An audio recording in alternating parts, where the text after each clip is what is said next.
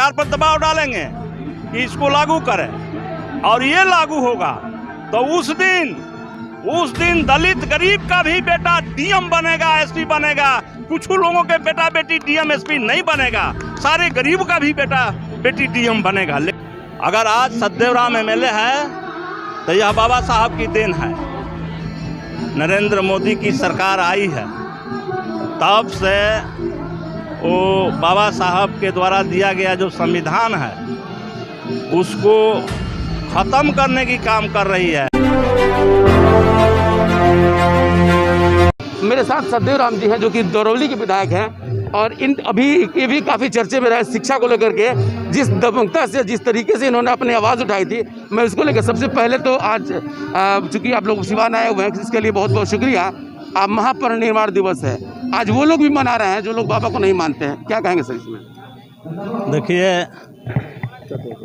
ये बाबा साहेब डॉक्टर भीमराव अंबेडकर का ये 65वां परिनिर्वाण दिवस समारोह मनाया जा रहा है।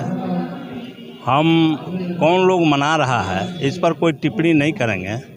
हम चाहते हैं कि बाबा साहब को सब लोग माने, जन्म दिवस भी मनाए, परिनिर्वाण दिवस समारोह भी मनाए, ये तो हम चाहते हैं, लेकिन लोग नहीं कर रहा है। इसका तो आयोजन सीधे प्रशासन को करना चाहिए, लेकिन बाबा साहब के प्रति उनका जो ये बेरुखी है, हम इसकी कड़ी निंदा करते हैं और मांग भी करते हैं कि बाबा साहेब डॉक्टर भीमराव अंबेडकर का ये दिवस, ये समारोह 2 समयों में 6 दिसंबर को और 14 अप्रैल को भव्य रूप से बड़े तैयारी के साथ मनाना चाहिए, लेकिन नहीं मनाता है। इससे साफ जाहिर होता है कि जो दलित गरीब दबे कुचले लोग हैं उनके प्रति सरकार का और इस प्रशासन का क्या रुख है। हम तो चाहते हैं कि सब लोग, क्योंकि बाबा साहब ने सबके लिए काम किया है, उन्होंने तो समाज के सभी महिलाओं के लिए मंत्रिमंडल से इस्तीफा दे दिया।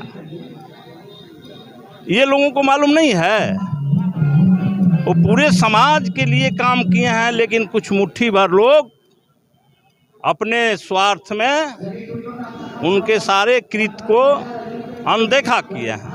लेकिन अब अनदेखा नहीं कर सकते हैं। अब बाबा साहब के जो भी कृत्य है, जिन्होंने वो हमें दिया है, ज़रूर आज वो हमारे बीच नहीं है। आज मेरे लिए आज एक काला दिन है, लेकिन आज हम यहाँ इकट्ठे होकर के और उनके बताए रास्तों पर हम चलने की पूरी तैयारी कर रहे हैं। उन्होंने जो हमें दे दिया है, शायद वह ऐसा कोई नहीं कर सकता है, और उसका प्रत्यक्ष उदाहरण मैं हूँ। अगर आज सतदेव राम एमएलए है तो यह बाबा साहब की देन है, बाबा साहब की देन है। इसलिए हम बाबा साहब के प्रति काफ़ी श्रद्धा सुमन अर्पित करते हुए आगे भी इसको बड़े दायरे में, बड़े पैमाने पर मनाने का हम लोग तैयारी करें। 2 दिन पहले राज्यसभा में एक ऐसा कानून पारित करने की बात कही जा रही है जिसमें संविधान को छेड़छाड़ करने की, उसमें समाजवाद शब्द हटाने की बात चल रही है। तो क्या ये धीरे धीरे जो है कि इस कॉन्स्टिट्यूशन यानी कि संविधान को हटाने की बात हो रही है क्या? ये जब से केंद्र में नरेंद्र मोदी की सरकार आई है तब से वो बाबा साहब के द्वारा दिया गया जो संविधान है उसको ख़त्म करने की काम कर रही है और मनुस्मृति लाने की काम कर रही है, जिसको जनता नकार रही है। आज वो सत्ता में है, आज छेड़छाड़ चाहे जितना कर ले, लेकिन उनकी जो मंशा है मनुस्मृति लाने को, वो कभी पूरा नहीं हो सकता है। देश में संविधान रहेगा, बाबा साहेब का लिखित संविधान रहेगा, दूसरा कोई ऐसा संविधान नहीं आ सकता है। आज के दिन राजद जो है कि ये कहते हैं कि शहादत दिवस मना रही है, खास करके बाबरी मस्जिद शहीद को लेकर के। हालांकि आमतौर पे आप ही लोग आवाज़ उठाते रहे हैं, चाहे जिस तरह से भी हो। आज के इस संदर्भ में क्या कहेंगे आप शहादत को लेकर के? हम बाबरी मस्जिद के विध्वंस का ही हम भी शहादत दिवस मनाते थे, लेकिन अब वो मामला न्यायालय में चला गया, फैसला आ गया और उस जगह पर अब मंदिर निर्माण के लिए कोर्ट ने आदेश किया है।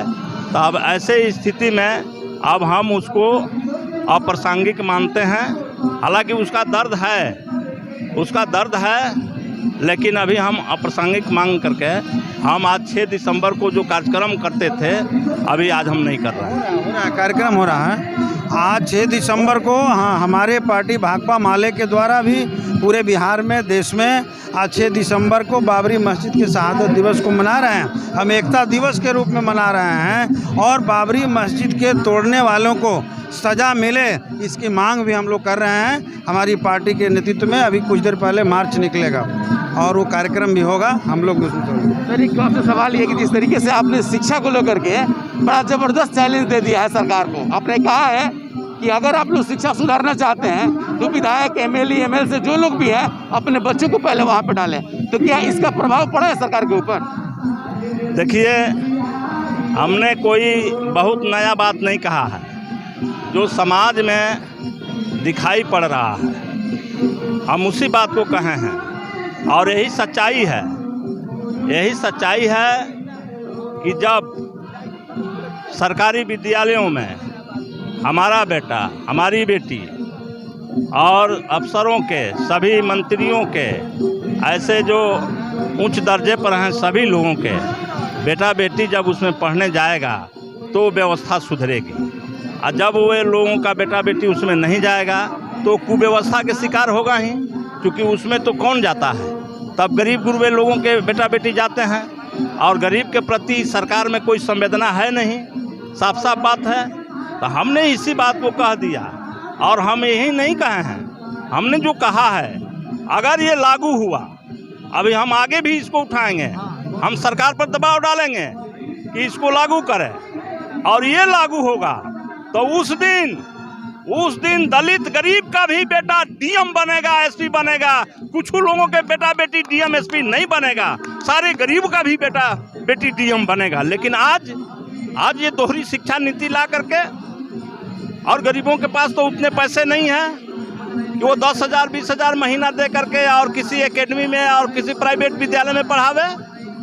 इसमें तो पैसे वाले लोग जाते हैं, उनका बेटा बेटी इंग्लिश मीडियम से पढ़ता है, हमारा बेटा बेटी खिचड़ी खाने जा रहा है, तो कैसे वो डीएम बनेगा।